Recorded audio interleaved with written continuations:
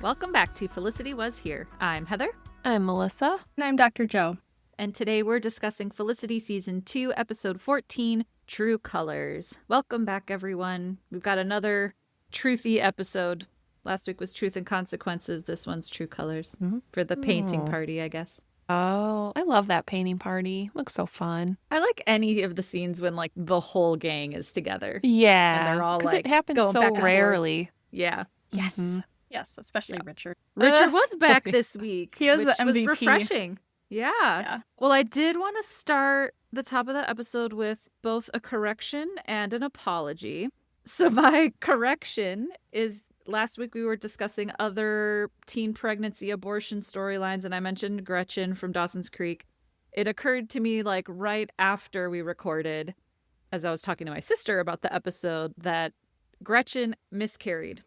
And I totally forgot, like, she was talking to Dawson about his mom. I know. And, like, she was saying that, you know, she got pregnant. It happened to her. Dawson's like, well, what did you do? She's like, I miscarried. So she didn't have to make the decision. Forgot that.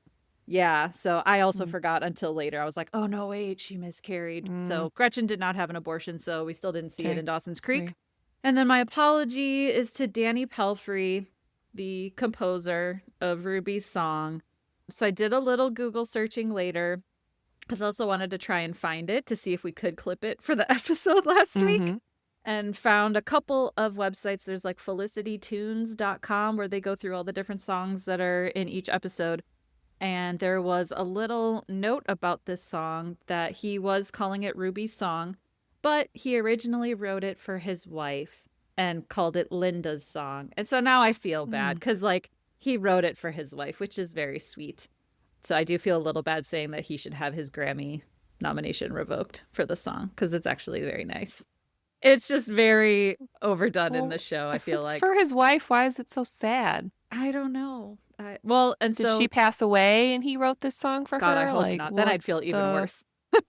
Well, apparently this Felicity Tunes website, I guess, wrote him an email asking about the song, and he emailed them back. It was like very gracious about the whole thing. And he said, "You're correct about the origin of this piece. I was calling it Ruby's theme." So I was close, not Ruby's lament, but it was very close. Ruby's theme. And it was originally used in the episode where Ruby found out she was pregnant and they had to decide what to do.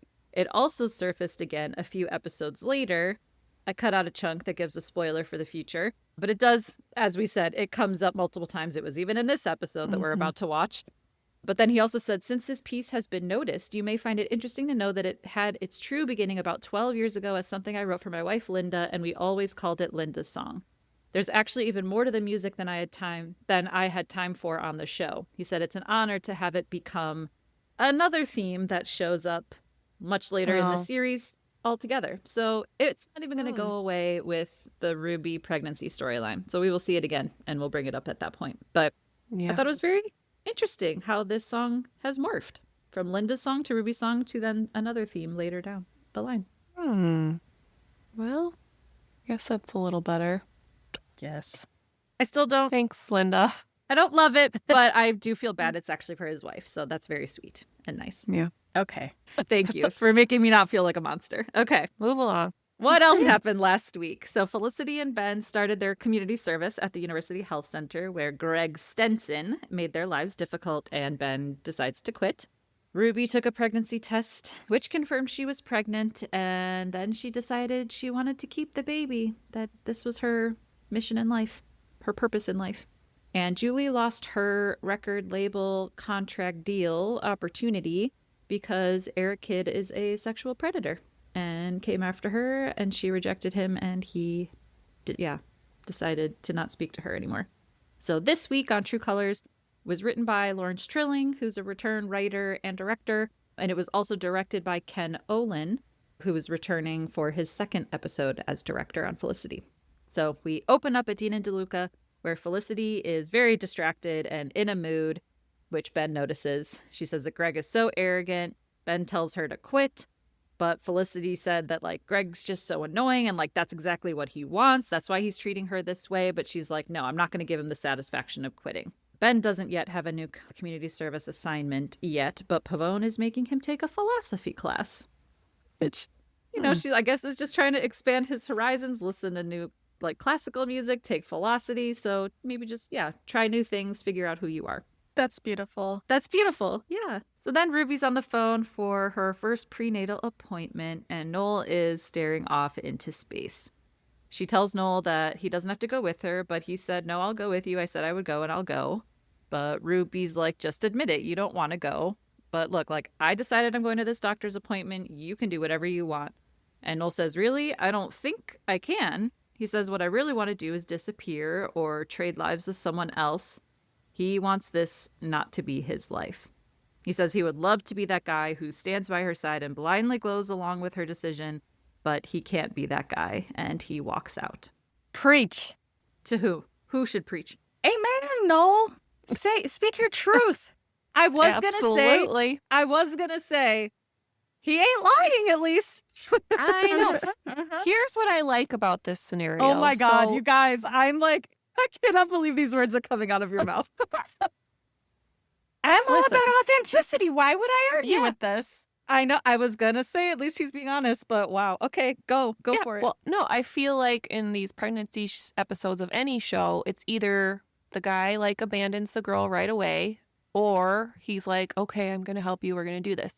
Rarely does it show like his side of things and how, like, yeah, he wants to be a good guy and he wants to help her, but he doesn't want this. Like, he didn't really get a say in what happens, but he's going along with it. So I like that they showed him kind of being like, oh God, like, yeah, he's not going to be all sunshine and rainbows. He didn't want this. I straight jump into the nearest volcano.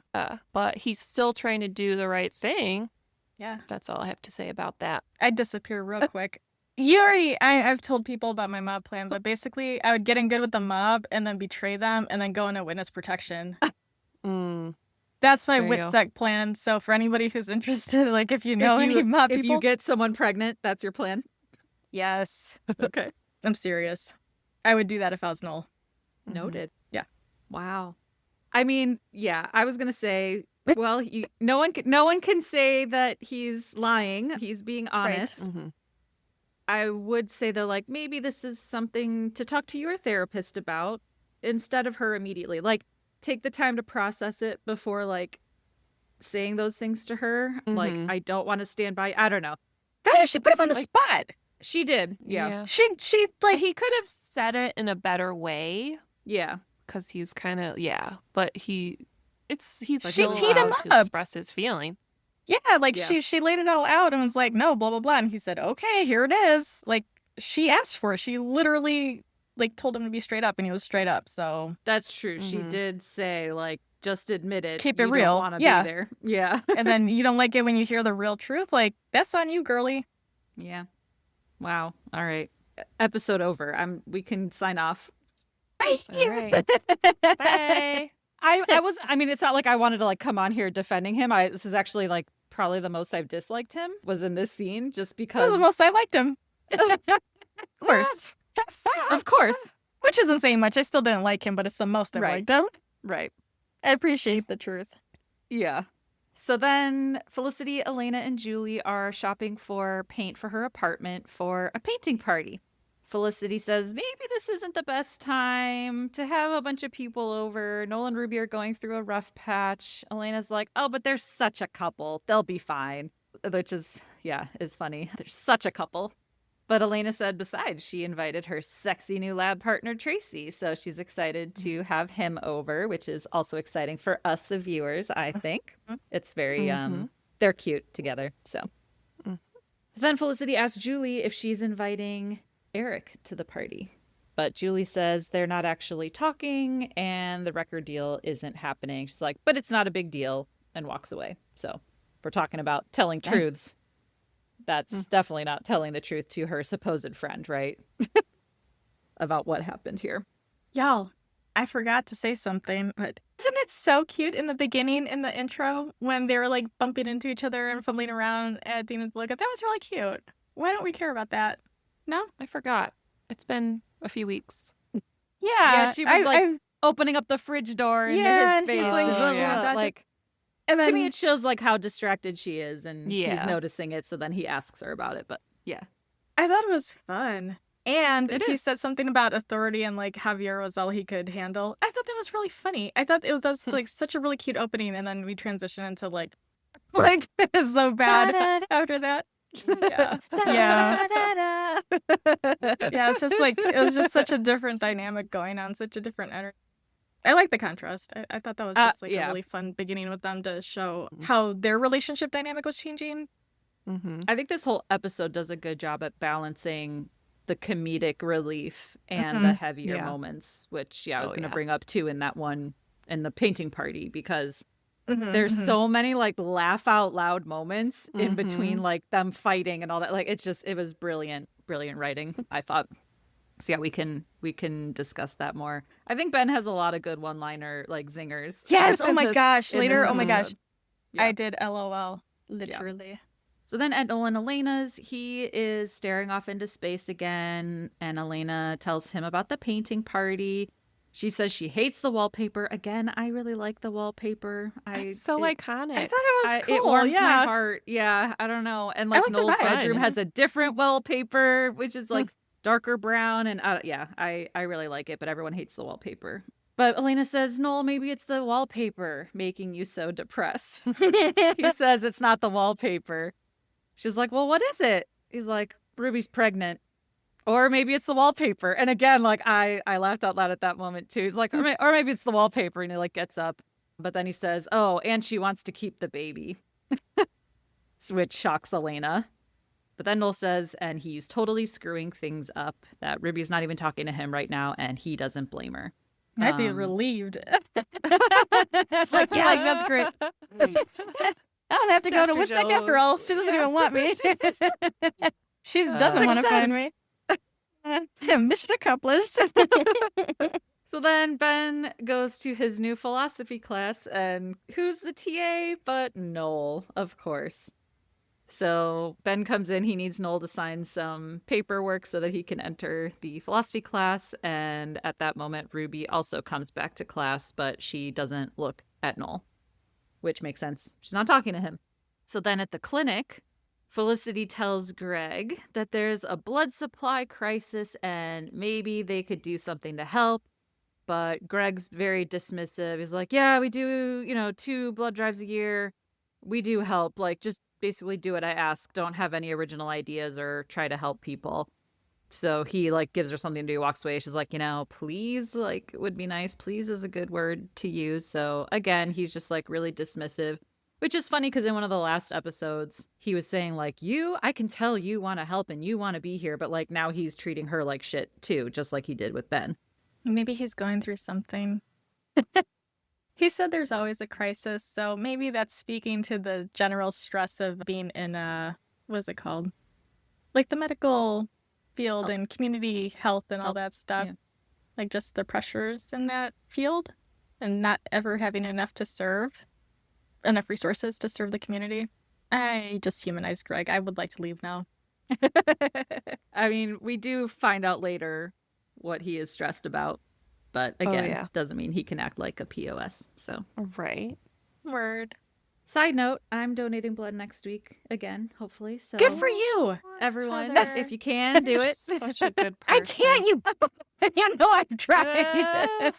Well, we'll see if it, like, they test your levels and all that. So I just gave in January, February during the fires. But if your like hemoglobin levels aren't back up to the levels they need to be, then I can't, but I'm gonna try. So we'll see.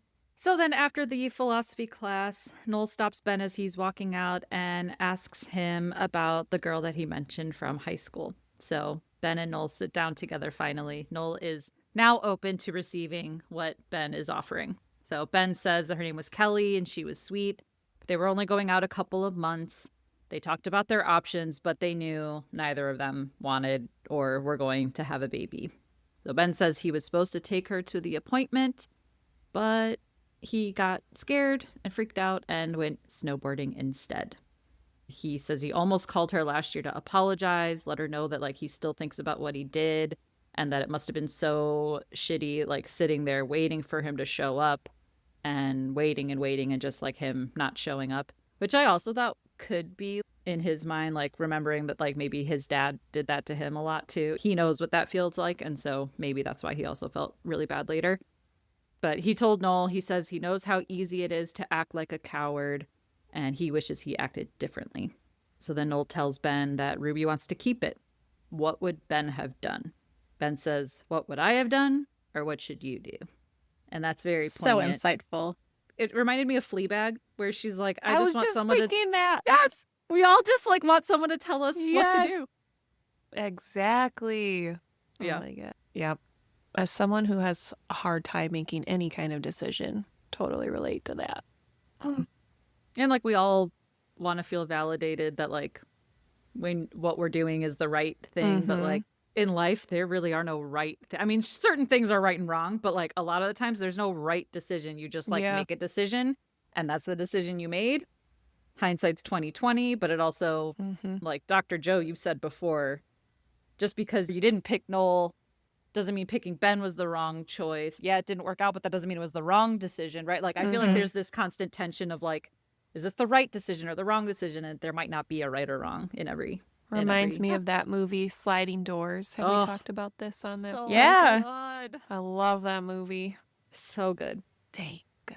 I like the consistency here with Ben's character too, because he has bailed like on Felicity, obviously, multiple times, and I like that at least he's showing some introspection about that behavior, and that it's been consistent. It's not like he's all over the place and we don't know what to expect. Like at least his character, the way they write it, is very consistent. So I appreciate that, and I appreciate that they're trying to change that, like through his reflecting on his past wrongdoings of sorts.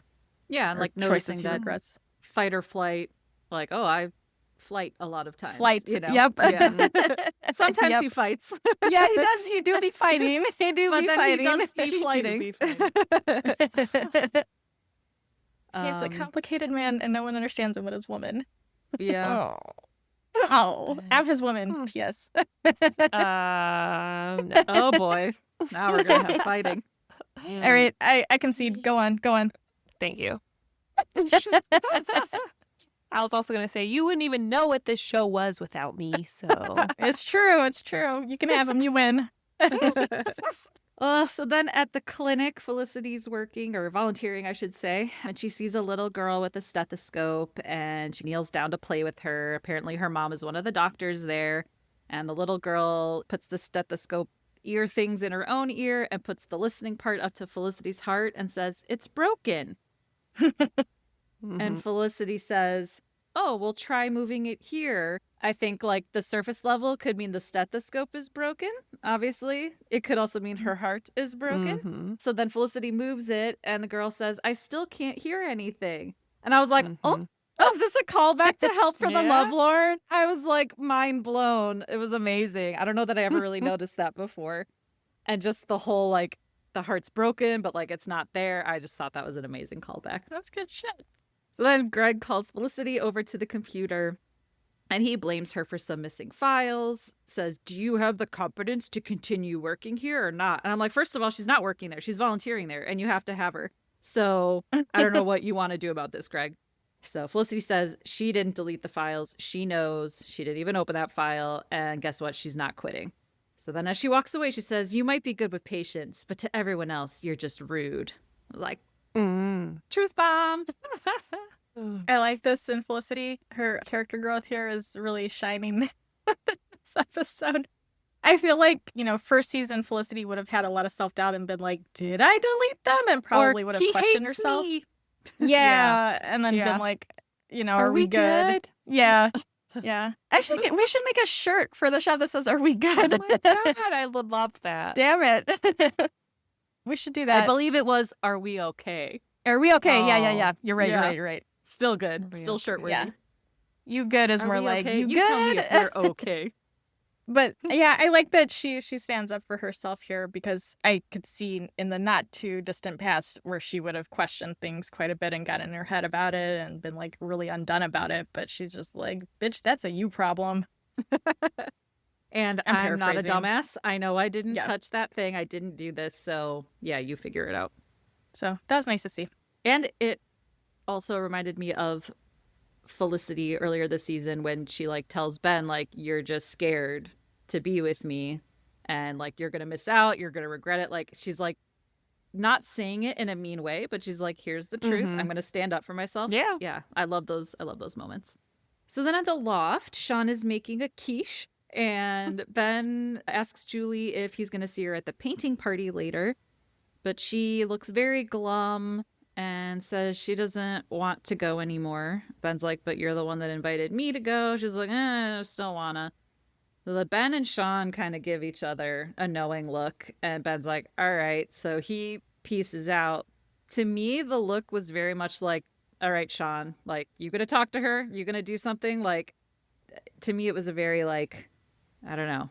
I feel like they, with just a look, communicated to each other, like, you need to talk to her and see what's going on. Maybe I'm wrong. I saw that. I don't know why they were making fun of his quiche. I love quiche. I thought Sean was a standout character in this episode. I love Sean this episode. I did. This is Bizarro World. No, I know. But I love quiche, and I just couldn't understand why people were being weird about it. He wasn't talking about like smoothies inside the quiche. He was just making quiche. So what was the problem? I think it's because maybe in the 90s / early 2000s, it was seen as like an 80s, 70s like retro thing, and so it like wasn't cool, but it hadn't like come back around yet. Yeah, it like hadn't come back around to being cool yet.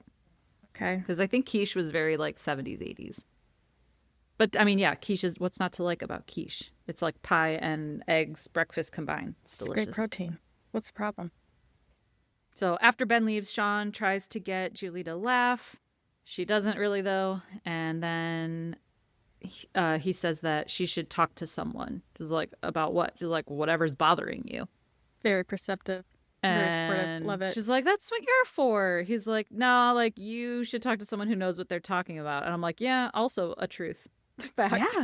Yeah. That was great. Sean doesn't know what he's talking about ever. But that was like a really sensitive, again, insightful, thoughtful observation of him to make and to say. That was amazing. Yep. But Julie maybe isn't ready to hear it yet. And she's like, oh, never mind. I'll go to the party. And she invites Sean to come too. So then at Kelvin, Felicity drops off the floor calendar to Ruby and checks in on her. Ruby says she knows that it must seem crazy what she's doing, that everyone thinks she's crazy for keeping the baby, but she thought Noel would be different, like wouldn't abandon her basically. But then we see as Ruby goes to the OB for her appointment, Noel is sitting in the waiting room there for her. And yeah, I did like Noel in that moment. He realized he was being a dick before, even though he was being honest. But again, I don't think he said it in the right way, or maybe he should have said it at that moment. I don't know. This shouldn't have asked a question. She shouldn't have asked the question then, yeah. But he tells her that he was just going out of his mind for a second with all the stuff he said. He regrets everything he said. He's not going to go anywhere, and that they're going to go through this together. And she kisses him because she's happy he's there, of course. So then at Felicity's room, Ben's there, I guess, picking her up to go to the painting party. And he's looking at the picture that Megan taped back up after her force spell, where Felicity and Ben are standing next to each other now while she's getting changed for the party, which felt very intimate to me. So then she kind of comes over to him when she's got her flannel on, and she's like, oh, you're looking at that picture? Oh, like that. Oh, I look so ridiculous. And she sets it down. He's like, no, you look pretty. And it's just like a passing moment. Like, no, you look pretty. And then Megan walks it. So yeah, there's all these little clues that the writers are dropping for us since the beginning of second half of the season here. They're trying to earn it this time. And they are just getting dumped on us out of nowhere. I do appreciate that. Which, like, if they had skipped the whole conversation he had with Sean in the bodega, I would be fine with all of this. But it was just like, I think you were wrong about Felicity. Like, if they had skipped that whole thing, this would have made much more sense. So yeah, Megan bursts in, sees her and Ben together, rolls her eyes, says, are you begging her to drive cross country again? He's like, yeah, I figure I try to do that once a year. Love it. So good. So good. Fucking funny. And Ben then invites Megan to the painting party. He's like, lots of paint to sniff. Love it. And I also feel like how much fun those types of scenes would have been to film. Like if they're actually friends, like getting to jab at each other. I don't know. It felt like it's just a really fun scene. So then we go back to the OB where Ruby's now getting an ultrasound and baby's, healthy. Oh, do you see it on the screen? Here's the little blob. And then the doctor says, oh, it looks like you're about 8 weeks pregnant. Noel's sitting next to her. He's like, running the calculations in his brain. He's like, wait, that's 8 weeks. That's like 2 months. That's impossible. You were in LA 2 months ago. The doctor's like, she's 8 she's 8 weeks. That cold ass delivery. Like, don't cold about Ruby. That can't be right. Can it? See what happened was coming. So, like, it's still a shock every time. Yeah. Like, but then I was like, oh, good. Like, theirs is out. It's a relief for Noel. It's a relief for all of us. Like, I mean, whoa, that was a close one. Wow. I got that first time around. I did not see it coming that Ruby would have slept with someone else. But also, and Dr. Joe, maybe you've had moments like this. Maybe not. I don't know if you do couples counseling, but like, can you imagine being that doctor and like someone is finding out in front of you that they've been cheated on? Like, I don't know. That's really happened a million times to those doctors. I'm sure. Like, but that's what do you do? Crazy. I don't give no fucks. To be a fly on the wall. Oh, man. Yeah. No, like, I haven't had she's anything 8 like weeks. that. Yeah. I know. I can't think of any counseling stuff where something surfaced that way, but Damn. I feel like those doctors get that all the time. They must. So there we have it. The big twist. So then Noel says later to Ruby, you had sex with another guy and you didn't think to tell me it might not be my baby? She says, it was one time and they were safe. And again, I hate this trope in TV. Like, it's the Ross and Rachel thing. Like, oh, we used the condom. It's like, well, they're only 90% effective. Like, only 90% effective. Like, oh my God. I get annoyed. But anyway, Noel asks who he is. She says he's no one. He's a producer. She said that they weren't even really dating yet, to which I'm like, what? Like, I felt like they already went through so much before she left for the film set. That, I don't know about that. And yeah, even Noel says like they had already slept together. She says she didn't know what it meant to him. He's like, well, then ask me. She said, oh, just, I didn't know how much you cared about me, but then I got your first letter and it was the sweetest thing, but it had already happened. And then he said, if I say anything else, I'm going to regret it later. And he leaves. He's growing. Good job. He didn't say something shitty to her face and regret it later. So he just left. Yeah. That was awesome. That was great. I thought that was, I've never really analyzed it that much, but I was like, wow, he learned from something. So that's good. Yeah. But yeah, I don't know if I buy this whole, like, we weren't really dating yet. Like, in fairness to her, he was also grappling with his feelings for Felicity. Yeah. But he didn't sleep with Felicity. So yeah, I don't know. They were both not 100%. People have emotional affairs all the time, so you don't need to like have sex with somebody to be interested in somebody else. Yeah. Or, so I could see why she didn't feel as totally steady, because it was not. Yeah. Before she left, yeah. Because he was like totally gonna start dating Felicity, and then they shut it down at the last second. Oh, well, I said they, fine. Your interpretation. They. You said both of them. Yeah. Okay, fine, yeah. But not they were totally going to. They were figuring their feelings out. You think they would have, but they didn't. So they didn't. They didn't, yeah. And I wouldn't have been surprised, if she was just like, well, fuck it, I'm gonna fuck somebody else while I'm out here, because I don't know what's going on over here with this guy. I mean, they could have probably had a conversation. To me that like she got so pissed because he said her name when they were kissing, and she's like, "Don't do it again." And like, to me, if you're both dating around, then it's like, I don't know. It just was very confusing to me. That's the point, I guess. It was confusing. Yep. It was not like super rock solid, so I could see why she would not think that it was super rock solid, because it wasn't. So yeah, and I would be interested for the listeners, a poll, if you will. Like, would you tell somebody? Like, if it was just like a one-time thing, if it was like early-ish on in a relationship, and be like, I'm not gonna do that again, or would you just like, keep it a secret, or tell them? Because I didn't Sally sleep with somebody like early on in her relationship with her husband and then be like, oh, like that was like meaningless and it like made us closer I think or something. that was the story she brought up when the Eli thing happened. Yeah. Yeah, I think she brought that up. But yeah, because I see that in shows sometimes. They're just like, yeah, I'm just not going to tell him. And like, this is just going to go away. And like, we're going to get married and everything's going to be fine. And you got a relationship that lasts forever. And that thing happened a million years ago, but you just didn't say anything because it wasn't important. Like, that's kind of, that sounds kind of wild to me. Yeah. When I see that I do think it's, I was going to bring this up later, but I think it's interesting or a good parallel to season 1 that yet again, there's like this murkiness. The girl he likes has now slept with someone else, and now he has to grapple with his insecurity, his jealousy, his ego, and decide, can he get over that and stay with this person? You know, I think that is super interesting. And like to see how this all turns out, will he react in a different way from season 1? So I do like the parallels here. And then him saying like, then ask me. I mean, again, like those are the things that you learn when you're young is like, oh yeah, you just need to like talk to people and communicate and ask questions. Like, I don't know how they feel about me. Okay, talk about it. Ask them, you know, that's, I feel like that's very like immature.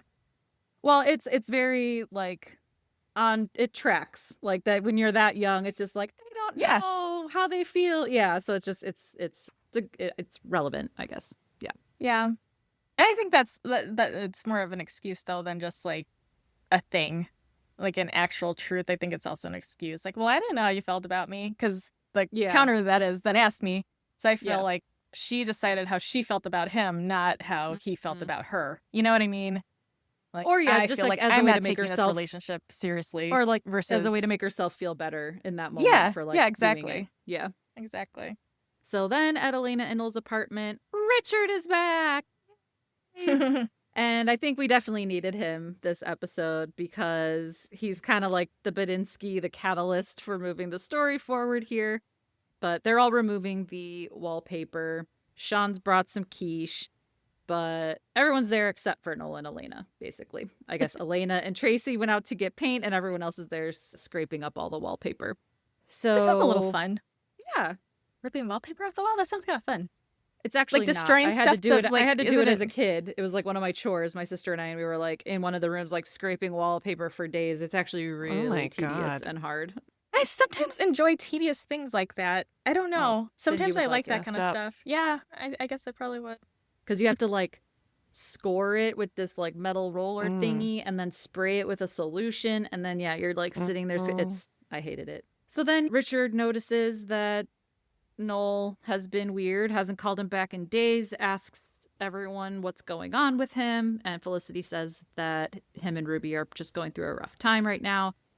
Richard's like, yeah, I warned Noel about Ruby. I knew she was trouble. Of course. What woman isn't trouble to Richard? Yeah, well, he's not the expert. Again, that Noel should be getting advice from, but I mean, but he wasn't wrong. She was trouble. I suppose, yes.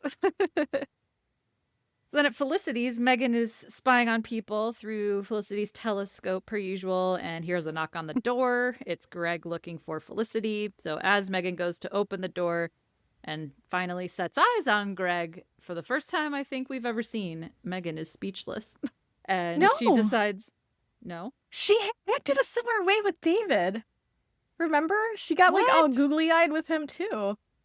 I think she just liked the drama, like sitting back and watching the drama between Felicity and David. She seemed like she was into him. I still maintain that. I know that you didn't see that, but the vibe felt very similar the way she was acting with Greg when she was acting with David before it. She just like seemed so entranced and captivated.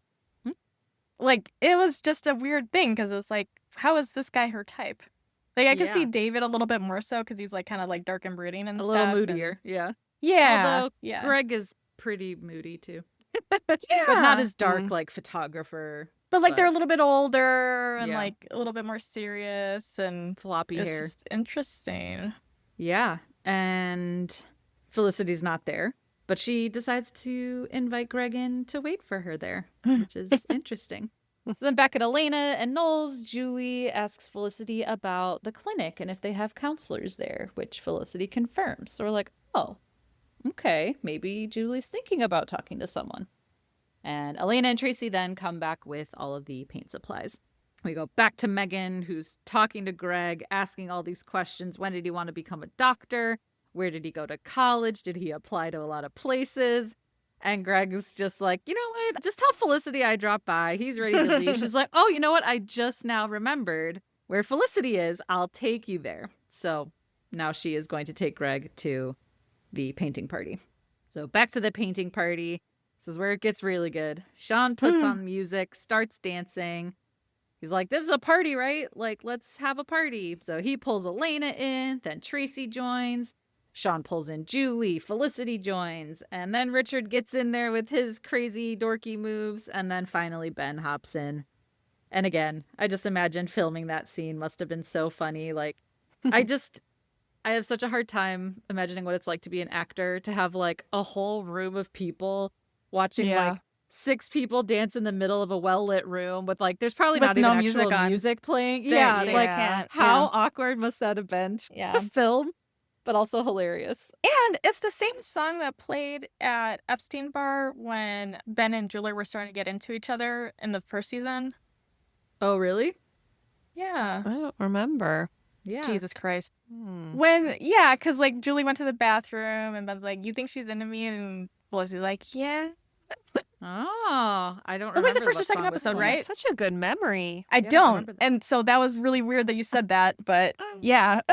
Because that was I don't know, that was such a specific moment for me when they were hanging out and that music that was playing when they were at Epstein Bar and like that, like filming them laughing and talking and all that stuff. And then this was the exact same vibe and it was the same song. Oh. For the replacement, it's not the same song that for the original music. Yeah, but for the it was the same music. Because they've used the same music times. Yeah. So then Noel comes home with all of them dancing and laughing and having a ball. But Noel's like, oh, great, there's a party here. Felicity, Ben, and Elena, all 3 kind of stop when they see him come in because they're like, oh, shit, same thing. Like, oh, this is a little weird that you are back and we're partying. Richard says, Noel looks like crap. Noel goes into his room. So everyone else is like, what the fuck? Why does everyone just get quiet? Like, what's going on? Someone says, oh, poor guy. Richard's like, why poor guy? Like, again, what's going on? Elena says that Noel and Ruby are having problems. Richard pushes. What kind of problems? So then Megan bursts in with Greg. And he asks Felicity if they can go talk. And so they go into the other room. So Greg then tells Felicity that another staffer was the one who deleted the files, admitted to it. He says he's just stressed because the health center is being evaluated next Tuesday and he just wants everything to be perfect. So it's been stressful. He's like, so I just, it's not because of you. And I just wanted to come here and tell you that. I'm like, well, that doesn't really sound like an apology. I didn't hear the words, I'm sorry. It was just, it wasn't you. But it's, yeah. So, like, it didn't sound like I'm sorry, but okay. It's as much as you're going to get from Greg. And then Felicity's like, oh, so do you want some help getting everything, like, all the files back up and running? And I just wanted to barf. Because this, to me, is old Felicity again. Yeah, this is like some pick-me shit. Yeah, like, he treats you like crap. You're a volunteer. Like, why doesn't the person who deleted all the stuff work overtime to fix it? Why are you the one doing it? And he said that would be the greatest thing you could possibly do for a human being. I bet. Gross. So they come back out of the room and Greg offers to stay and help scrape. And we see that Ben is not pleased that Greg is staying. So then Richard keeps pushing the issue about Noel and Ruby. Asks Elena, what, did she dump him? Does she have a deadly disease? Is she pregnant? Ooh. It's like, be more obvious with your reaction that's the thing. Like, don't react, Elena. Come on. You'd think she'd have a better poker face. Come on. You would think. It's like the record practically screeched. Like, come on. Like everybody's like, it was the Beyonce, like, I want a Grammy for country album. Like, Richard says, poor guy. And we see Noel now lying on his bed overhearing them gossip about him. So Elena says that she's pissed at Ruby for what she's doing, Ben's like, what? Why are you pissed at her? She's like, it's totally irresponsible having a baby as a teenager. So freshman in college, but as a teenager. Richard says that having the baby is insane. Elena says most girls wouldn't have the baby. But then Greg says that's not true. 64% of teens will have the baby and 90% will actually raise the child. And Ben's like, thanks for the stats, Greg. Julie's like, well, what Read about the room, man? Yeah. Julie's like, well, she could put the baby up for adoption. Like that works too. That's because obviously she was adopted. So she's like, what about adoption? Then Tracy chimes in and says his parents got married when his mom got pregnant at 17, and they're still married and in love and have had like 3 more kids since then. Greg's like, well, you're lucky because that's not the norm. Ben's like, oh yeah, Greg, what % of parents stay together? Greg's like, Ben, what's your problem? Ben's like, what's my problem? It's that 63% of me thinks you're a dick. Oh my God, so funny. So good. Oh, that was great. Then Elena asks Tracy if he thinks it's wrong for her to not have the baby. She's like, I thought you were pro-choice. Tracy says, I am, and that means there's a choice, right? Oof. And Julie says she's adopted. What if her birth mom decided not to have her? Richard's like, well, none of us would be here if our parents decided not to have us. And again, I'm like, what is this bizarro world where I'm like, Richard why do I agree with Richard the most here? Like, this is crazy. Yeah. But then Richard says, Ruby has Noel trapped like a rat. It's just, oh man. That delivery. So much. Yeah. Then Julie fairly also says, like, oh, you're pitying Noel like he's the victim when Ruby's the one that has to deal with the consequences. Elena says, yeah, but that's her choice. Julie says, he got her pregnant. And then Noel finally comes out. He says, no, I didn't. It's not my baby. Oof. Oh, it's such a good scene. Yes. And then Megan turns to Greg and says, parties in this apartment are always so much fun.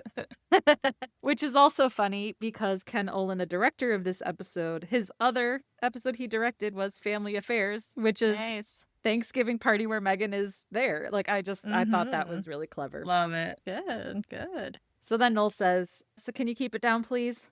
But then there's a knock at the door and it's Ruby and she would like to talk. So they go into his room to talk and everyone else leaves.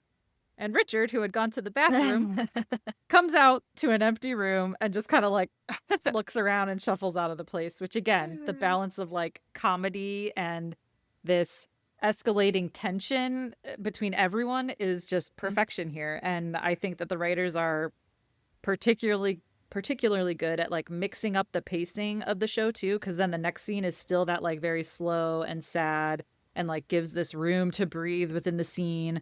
Like, oh, can you get me a tissue? And like he gets like they create a lot of white space in the story too. But like that comes right after the scene where it's like bing, bang, boom, like everyone's just ping ponging. Just yeah, so great. Yes, I agree with you. Okay, 100%. And what really put things into perspective again, about this scene is that like everything we talk about on this show is so complex and like yes. Rarely do we agree on many things. However, everyone's life experience, like everyone brings a different life experience to the table and their decisions. So like we see Julie, she was adopted and she's been raped. Like she's going to bring a different point of view to this. Mm-hmm. Tracy with his parents, Ben with his high school girlfriend. And even just like Richard is Noel's friend and like he cares about Noel and sees Ruby as the villain. Whereas someone like Julie like sympathizes more with Ruby. So I think it's really brilliant writing that shows that like, again, there's not necessarily one decision that is the right thing to do. Like everyone brings different life experiences and there's maybe not like a right or wrong. Everything's just really complex. And I really loved the scene. Yeah, that's a great point about their histories. And one of the markers of good dialogue is if you covered up everybody's names, could you tell who was speaking kind of thing? Like, they have very different voices. They have very different opinions. So it is a very distinct back and forth. I thought that was really good writing, too. That's a really good observation. So then Ruby sits down with Noel in his room and tells him that after he left the doctor, she wondered, this blew my mind. I don't know if I ever really noticed this before, but she wondered if she really wants to have this baby if it now knowing it's not Noel's and knowing how it all happened. I was just like, I thought it was your purpose to have this baby, but it's only if it's Noel's. Like, oh man, that threw me. It would make a difference. Certainly would inform the confidence in approaching that situation. I think depending on who the dad was, I mean, I could see that being a factor. But yes, that is kind of wild. The whole thing, but all of her choices telling Noel wild. that like he didn't have to be involved. Ruby, you fool. So that's what she said. Clearly, she didn't mean it, because clearly she got pissed when he was not, or hurt, whatever you want to call it, when he was just like, "Yeah, I really am not into this." It's like, like, I thought you said you wanted to do this by yourself and you didn't have to be involved. So, but that is interesting. It's like, girl, yeah, but she does say yes, that this baby is a part of her. She can't not have the baby. She says she can't picture, though, what it's like to be him in this situation, because she like can barely figure out what it's like to be her in this situation. But she says she came there to tell him two things. One, she's sorry, not just about sleeping with someone for all the wrong reasons, but because she didn't tell him. But she said she didn't tell him because she wouldn't want him to tell her if she had some meaningless night with some girl. She wouldn't even want to know. Number two, she said she really thought that they were falling in love. And she's still hoping that they can make this work despite everything. And Ruby's theme plays. It's got to play. And so she tells Noel to think about it. Doesn't expect him to answer right then, but she still wants to make this work. And again, wow. Good for her. Wow. Yeah. I mean, she's got to shoot her shot, right? She got to shoot her shot. Yeah. Yeah. I can appreciate that. But I would be like creeping on a producer if he got producer money versus like college student money. Come on, man. What are you doing, girl? But also, like, your kids, babies making babies, and like you're expecting him to want to stay with you. Like, oh man, he didn't even want. If it was his baby, he didn't even want to be there. Yeah, exactly. Like, yeah, he was barely on board when he thought it was his, and now you're like, well, see what had happened was. No, get out of here. Go back to Hollywood and figure yourself out. She's gonna quit school and raise a child. Like, when would they even hang out? When would they even date? How would they even date? I'm just like, I couldn't believe what I was hearing. That's true. How many months have they been together at this point? She's got to shoot her shot. Good for her.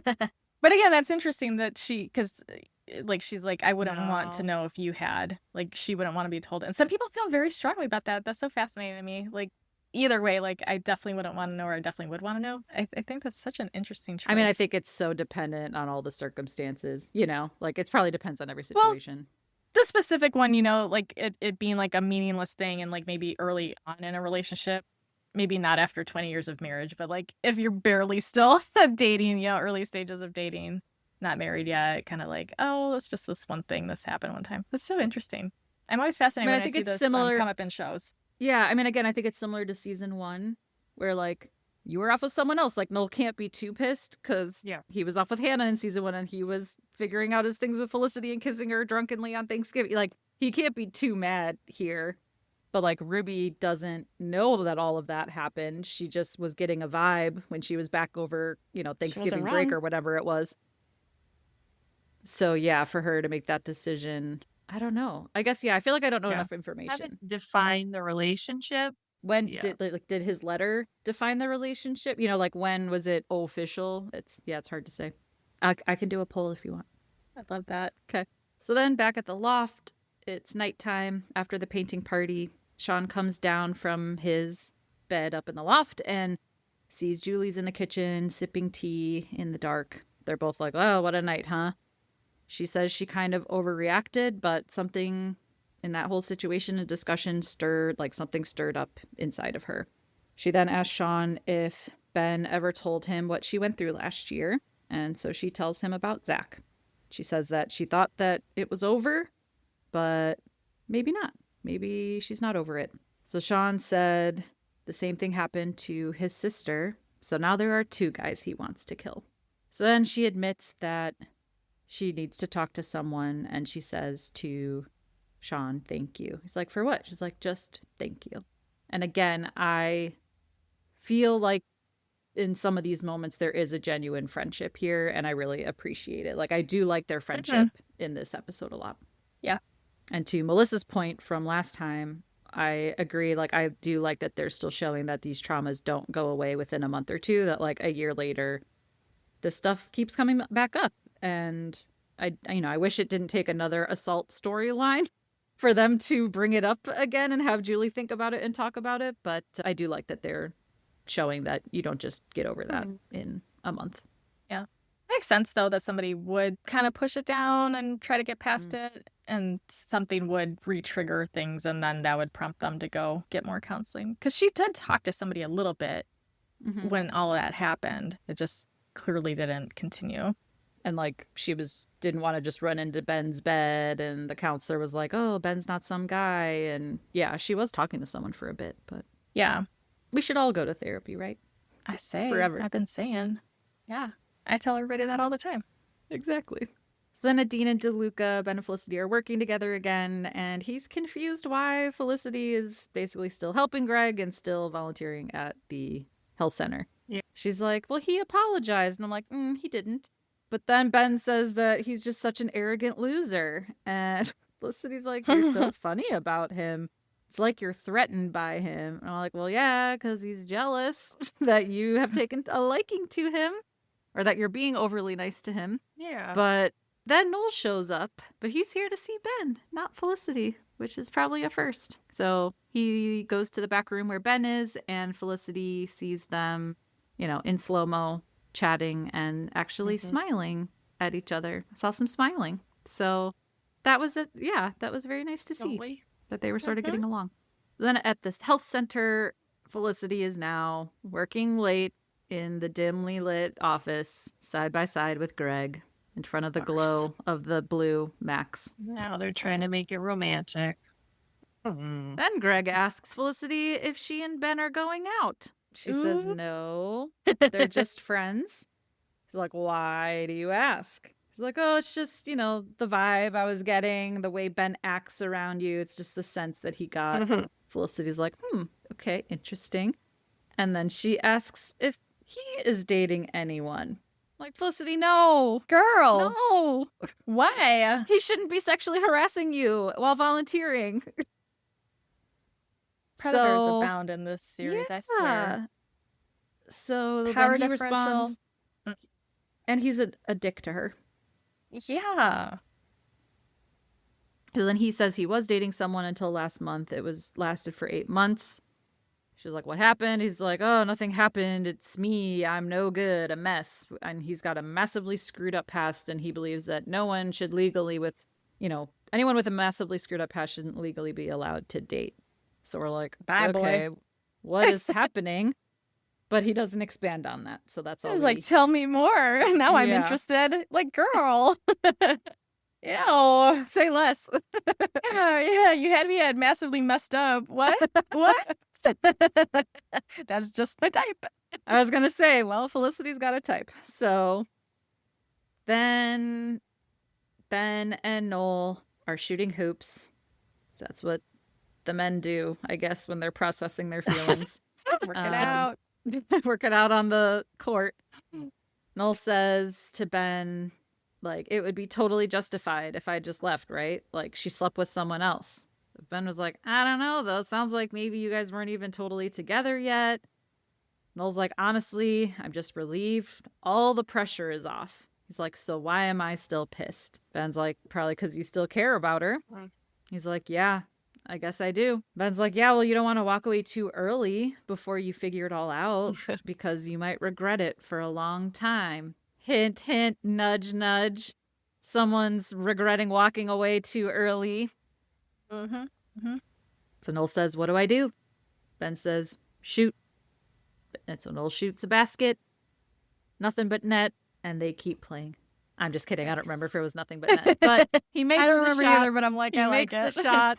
And they keep playing. And that's the end of the episode. I will say this. I would posit that it wasn't because he cared about her. It was because of an ego thing. Because, like, what you were saying before about, like, he's been through this, like, where somebody's like, "Bye." And it's like that ego hit, I feel like, is what pisses him off the most. Not like, "Oh, dang, she was the one. I don't want to lose her."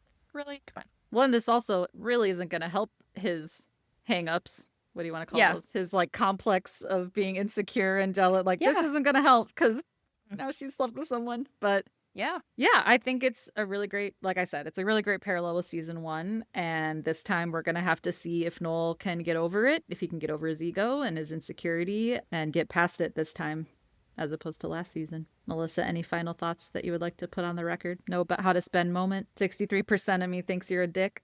Yeah. I did not have an angsty away message. I didn't really think there was anything poignant, really, that anyone said. There was no Pavone and there was no Sally. Felicity didn't even do much talking. Certainly something Richard said. Trapped like a rat. Trapped like a rat. Poor guy. Yeah, it is really interesting. One of our listeners has commented when we were doing March Madness that True Colors should have made the Sweet 16. And I think we possibly had some recency bias with some of the other episodes, because after watching this one, I think I might agree. Like I think I forgot all of the complex storytelling in this episode. Yeah. And so I might agree that this might have been a top 16, actually. So yeah, that's fair. Definitely. I guess I have to issue another apology. The writing was definitely much higher quality than it had authentic. Been.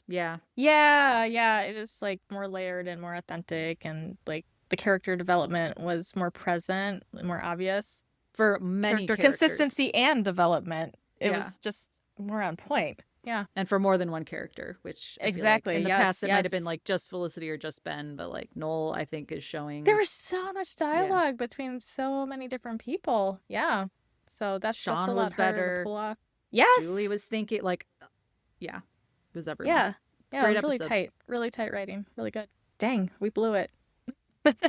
Again, another apology. An apology at the beginning, an apology at the end of the episode. So you've heard it here now.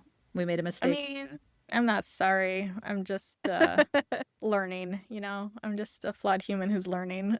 The best episode still won, but sure, this could have been somewhere. Sure, yeah. That's also the truth. That's also true. But that's what I get for not being like the superest super fan that ever super fan. Don't have every single episode memorized. I can't remember any parts of my life, so certainly I'm not going to remember every parts of this show. There's so much, how many times has Melissa fan, said? But like the pregnancy ones, I kind of start skipping over these. Yeah, so, you kind of glaze over a little bit, like I could do without all that. Alrighty, well, everyone, thank you for joining. We are looking forward to chatting next time. See ya on the flippity flop. I never know how to sign these things off. Wow, I like catchy on the flip mode. Mode? Which is related. Flippity flop, flip mode. Thanks, everyone. We'll talk to you all next time. Bye. Felicity Was Here is produced, written, and edited by Heather, Melissa, and Dr. Joe. You can find us on Instagram and TikTok at Felicity Was Here Pod.